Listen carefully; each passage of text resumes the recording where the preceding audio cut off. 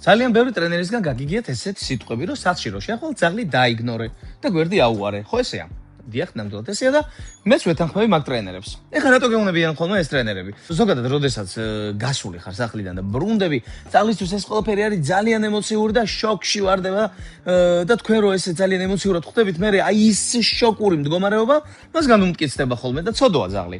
ანუ ამიტომ გეუნებიან ხოლმე ტრენერები, რომ ეს არ გააკეთოთო.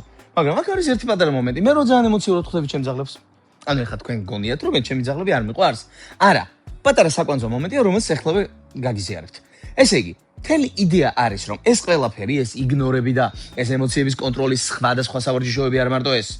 აკეთო იქამდე, სანამ შენი ძაღლი ემოციების კონტროლს არ გამოიმუშავებს. და რო გამოიმუშავებს, მე რა პრობლემაა? მე რო შემოხვალ ხოლმე, გინდა ემოციურად შეხვდე, გინდა მოეფერე და რაც გინდა ის გააკეთე. თავარია რომ ჯერ შენი ძაღლის ემოციების სტაბილიზაცია გააკეთო. ასე რომ გაითვალისწინეთ.